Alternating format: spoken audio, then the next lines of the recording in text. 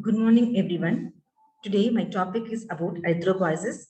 So my name is Dev Nagam, Associate Professor in Department of Physiology.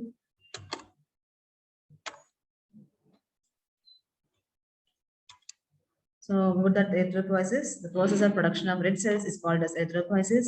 They have a definite lifespan of about 120 days. Bone marrow precisely replaces the cell lost by senescence, hemorrhage, or destruction. So red muscle mass in a normal man is about 26 to 32 ml per kg, and in female it is around 23 to 29 ml per kg of body weight. So again, that is erythropoiesis is defined as the process of formation of red cells. This is an important component of hemopoiesis. There are three stages of erythropoiesis. One is the mesoplastic stage, next is hepatic stage, and third one is a medullary stage. So what is mesoplastic stage? So during intrauterine life, erythropoiesis first takes place in the mesoderm of yolk sac and mesoderm of the body. This is called as mesoplastic stage. During this stage, erythropoiesis is intravascular. Hepatic stage, from the 5th week of gestation, erythropoiesis is taking place in the liver and spleen. So it is called as hepatic stage. And next one is the medullary stage. From the 5th month of intrauterine life, the bone marrow starts forming red cells. That is called as medullary stage. However, erythropoiesis in bone marrow is very slow in second trimester. So medullary erythropoiesis become more effective towards the end of third trimester. After birth, the bone marrow becomes the sole site of erythropoiesis. Extramedullary erythropoiesis is in postnatal life is always considered abnormal. The extramedullary, till adolescent period, marrow cavity of all bones are involved in the erythropoiesis, after which erythropoiesis regresses in the limb bones. So after the age of around 20 to 30 years, erythropoiesis is mostly limited to the sternum, ribs, vertebrae, skull, pelvic, and pectoral girdles. Steps of erythropoiesis. There are four major cell stages of steps of erythropoiesis. The first one is stem cells, next one is the progenitor cells, the third one is precursor cells, and the next one is the mature cells. So each stage have substages. So red cells are formed from pluripotent hematopoietic stem cells, which give rise to committed stem cells. The committed stem cells form subsequent progenitor and precursor cells that finally produces reticulocyte and mature red blood cells. So in general, during erythropoiesis, following cellular changes takes place. The cell size progressively reduces, size of nucleus and number of nuclei decreases, chromatin material condenses, and finally nucleus disappears. A staining reaction of cytoplasm changes from deep basophilic to polychromatophilic and finally to acidophilic type. This occurs mainly due to the gradual reduction in quantity of RNA material. And next one is the pluripotent stem cells. Pluripotent stem cells are the mother stem cells that form the stem cells for different cell lines. The stem cells have two unique properties, that is self-renewal and two differentiation. Two is differentiation. So they have the capacity. What is self-renewal? It is they have the capacity to renew themselves. Therefore, at no time, bone marrow is depleted of the stem cells. They have the capacity to develop into the subsequent progenitors. So that is called as differentiation. The committed stem cells develop from next one is the committed stem cells. The committed cells develop from the pluripotent stem cells. There are specific two categories of stem cells are there. The stem cells for myeloid series and next one is a lymphoid series. Myeloid stem cells form erythroid series, megakaryoid series, monocytic series, and granulocytic series. Whereas erythroid stem cells give rise to progenitor cells for erythrocyte. There are two progenitor cells, that is a burst forming unit E and colony forming unit E. So there are two types of progenitor cells. That is a burst forming unit E and erythroid, and colony forming unit erythroid. The burst forming unit and colony forming unit erythroid develop from a common progenitor cells, that is the colony forming unit MGE. So colony forming burst forming units are formed. Our burst forming units are erythroid progenitor cells give rise to large number colony forming unit erythroid cells. Whereas colony forming units or erythroid progenitor cells that give rise to the moderate number of blast cells of erythrocytic cells. Thus, burst forming unit erythroids forms colony forming unit erythroid, which in turn forms the blast cells. Precursor cells, as blast cells are first to be morphologically identified in the bone marrow in erythropoiesis, they are the true precursors for erythrocytic series. The precursors for erythrocytes are called as erythroblasts, also called as normoblasts. The normoblasts develop from pronormoblasts. There are three successive forms of normoblasts, that is a normoblast, that is early normoblast, intermediate, and late. So what is pronormoblast? The pronormoblast is the first blast appears in the bone marrow and the first identifiable erythrocyte series. The following are the characteristics of pronormoblast. This is a large cells having diameter of about 15 to 20 micrometer. Cell is irregularly rounded or slightly oval. The cytoplasm is less in number, occupies about 20% of the cells. Presence of high concentration of polyribosomes makes the cytoplasm intensely basophilic. Pronormoplasm. A cytoplasm has high content of RNA, which indicates vigorous protein synthesis in the cell. The nucleus is large and occupies 80% of the cell. It contains multiple nucleoli. So mitosis is present. Hemoglobin is not yet formed in the cell. Next, early normoblasts are basophilic erythroblasts. So early normoblasts or early erythroblasts is the first erythrocyte appears in bone marrow. The features are diameter of the cells is 12 to 18 micrometer in diameter. Cell exhibit active mitosis. Cytoplasm is sandy, deep blue, and basophilic. The basophilic cytoplasm is due to continuation of many polyribosome in it. Therefore, early normoblast is also called as basophilic erythroblasm. The nucleus is large and occupies 3/4 of the cell, and the nucleus is composed of dark violet heterochromatic clumps interspersed with pink clumps of euchromatin. The chromatins are connected by linear strands. This often gives nucleus the appearance of wheel spoke. Hemoglobin appears first time in these cells is called as in erythropoiesis. Next one is the intermediate normoblast. This is also called as intermediate erythroblast. This is the following mitotic division of the early erythroblast. Following are features of intermediate erythroblast. The cell is smaller than the early normoblast, having the diameter of about 10 to 15 micrometer. Cytoplasm changes from blue to pink as hemoglobin dilutes the polyribosomes contents. Nucleus is small and occupies about half of the cell area. A distribution of heterochromatic clumps in nucleus gives the appearance of checkerboard pattern. There are no nuclei. The hemoglobin synthesis increases, which make the acidophilic cells acidophilic. The presence of RNA material makes cytoplasm eosinophilic. Thus, the mixture of acidophilic hemoglobin and eosinophilic RNA and cytoplasm make it polychromatic. Therefore, intermediate normoblast is also called as polychromatic erythroblast. The next one is a late normoblast. This is also called as late erythroblast. This is produced by final mitosis in the erythropoietic series. The features are this is the smallest in the erythroplastic series, that is 7 to 12 micrometer in diameter, and mitosis is absent. Cytoplasm is deeply eosinophilic, giving the appearance of an orthochromatic cell. Hence, this is called as orthochromatic erythroblast. Next one is a late normoblast. The nucleus is small and pycnotic at the beginning. Sometimes dark nuclear chromatin material are arranged in a typical pattern to give the appearance of a card-wheel. Finally, the pycnotic nucleus disintegrates. Hemoglobin synthesis increases and almost complete in this stage. Reticulocytes are the immediate precursors. Reticulocytes are the immediate precursors of red cells. Therefore, they are also called as juvenile red cells. They are mature cells with the complete complement of hemoglobin. They are slightly larger than red cells. They have a network of reticular nuclear material. The reticular nuclear is nothing but the remnants of disintegrated organ and especially of the nuclear fragment. Due to the presence of reticular network, the cells are called as the reticulocytes. Reticulocytes, the reticulum is why they are called as reticulocytes. The reticulum is stained by supravital stain. The hemoglobin is confused to some extent in some reticulocytes. The reticulocyte count is 0.0 to 1% of red cells in adults. Erythrocytes are the final cells in erythropoiesis. They are biconcave cells. They have diameter of about 7.5 micrometer. And duration of erythropoiesis, the duration of erythropoiesis is always around 7 to 9 days. It takes around 5 to 7 days for progenitor cells to become reticulocyte and another 2 days for reticulocytes to become red cells. And that's the steps of erythropoiesis I told, hematopoietic stem cells, and then common myeloid progenitor, colony forming unit MGE, and burst forming unit erythroid, and colony forming unit erythroid. And next one is the pronormoblast, early normoblast, then polychromatoid is intermediate normoblast, late normoblast, reticulocyte, and then red blood cells. Then regulation of erythropoiesis, there are many factors that effectively control erythropoiesis. In physiological conditions, total cell mass is maintained at its optimal size by the suitable adjustments in the rate of erythropoiesis.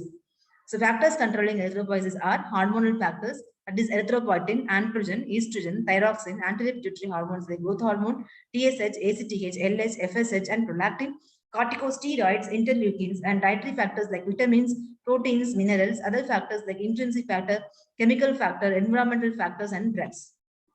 And feedback control. So in animals, spleen is the reservoir of red cells, but not in the humans. There is no specific origin of signals from a particular reservoir for the production of red cells. And consequently, there is no arterial tissue feedback for erythropoiesis. The mechanism controlling erythropoiesis can broadly be divided into 2 categories: the functional feedback and the end product feedback. What is functional feedback? The functional feedback is the feedback that originates in the tissue, signaling the rate of the requirement, which is normally served with the red cell. Red cells supply oxygen to the tissues, and therefore oxygen requirement of the tissue is the major functional feedback for the red cell production. So erythropoietin is the chief mediator of this functional feedback. And end product feedback, the end product feedback is due to the production of red production of end products of the cell destruction. It is believed that products released from the red cells destruction influence red cell production. This is supported by the observation that hemolytic anemia is associated with more erythroid hyperplasia and reticulocytosis than the hemorrhagic anemia of equal severity. The precise mediator of end product feedback is not clearly identified. Though it is the in vitro studies have demonstrated the stimulatory effects of hemine on erythropoiesis.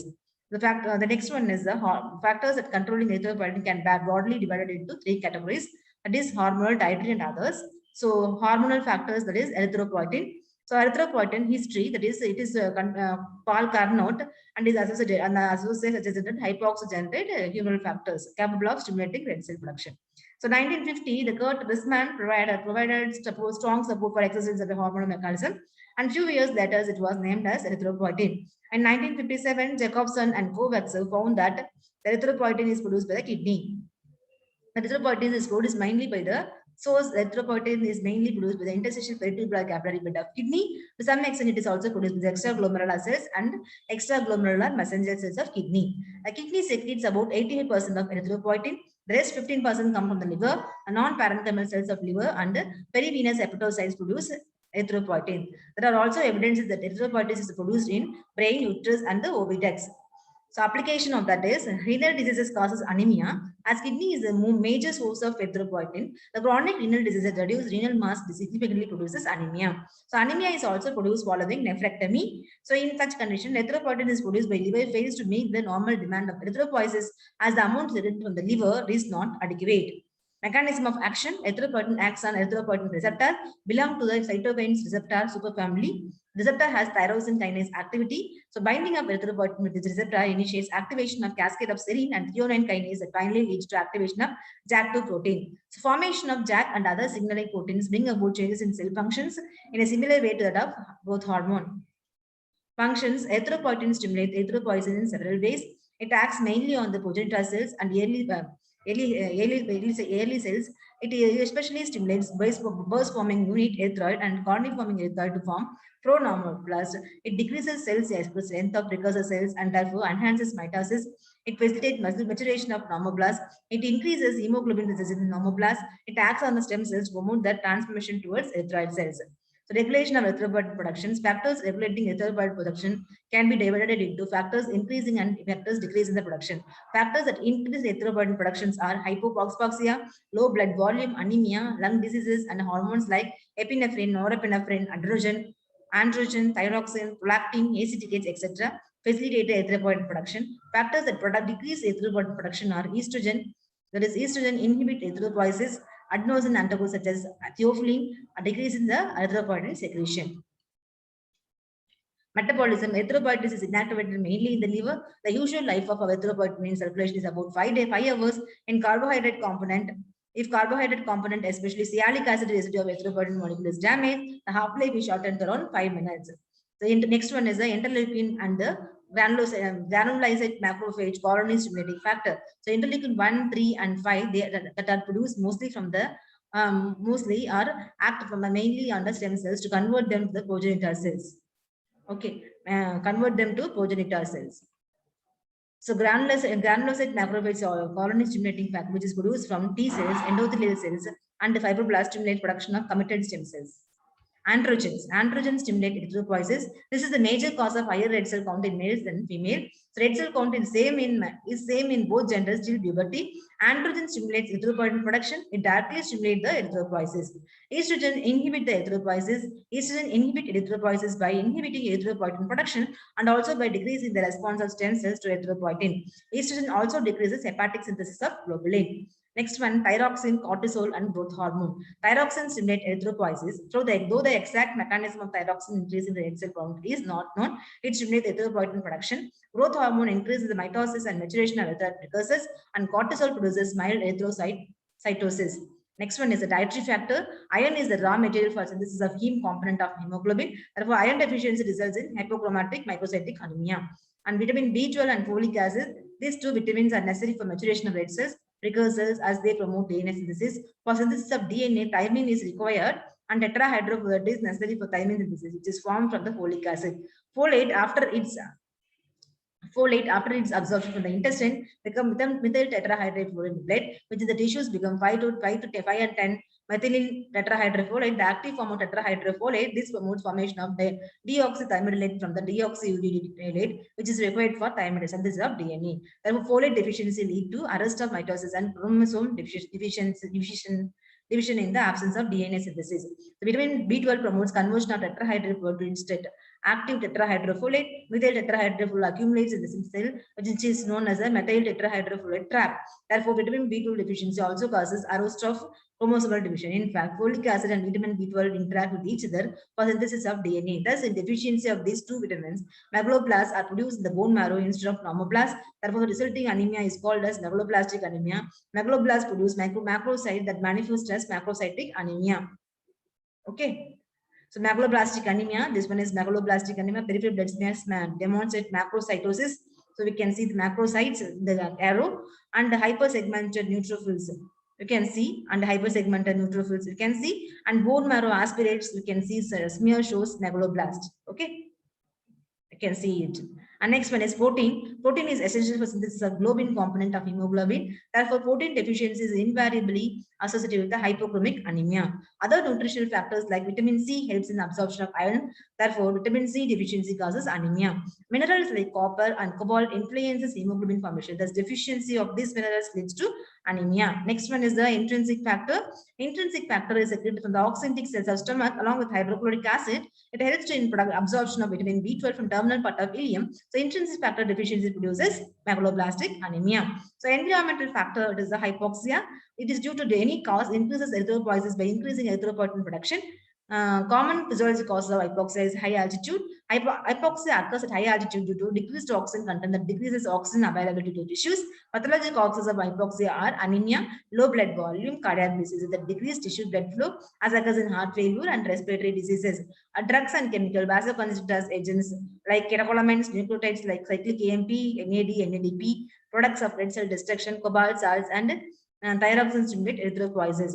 So effective versus ineffective erythropoiesis in a normal condition, most of the red cells produced in the marrow are actively alive or have the potential to live a normal lifespan. This is called as effective erythropoiesis. A fraction of red cells production is ineffective with the destruction of non-viable red cells either within the marrow or shortly after they are released into circulation. When percentage of production of these non-viable red cells is increased, the erythropoiesis is called as ineffective erythropoiesis. So ineffective erythropoiesis is suspected when reticulocyte count is normal despite erythroid hyperplasia of the marrow. So hypoxia need to decrease the tissue oxygenation. That is due to hypoxia may be due to high altitude, anemia, low blood volume, cardiac disease, or respiratory disease. So decrease tissue oxygenation. So increase erythropoietin production. So increase the progenitor cells, normoblast, and increase in the size of number of progenitor cells, normoblasts, red cells, and tissue oxygenation. So then in turn increases the erythropoietin production. Reticulocytes structures. Reticulocytes are the general red cells in the bone marrow. They develop into mature red cells, and few of them pass into the circulation along with red cells. With the course of development of cells in the retrocytic series, the nuclei are lost, but not the cytoplasmic RNA. The reticulocytes do not possess nuclei, but contain a network of reticulum in the cytoplasm that represents the remnants of basophilic cytoplasm of the precursor cells. So this is the reticulocytes in blood smears stained by supravital dye.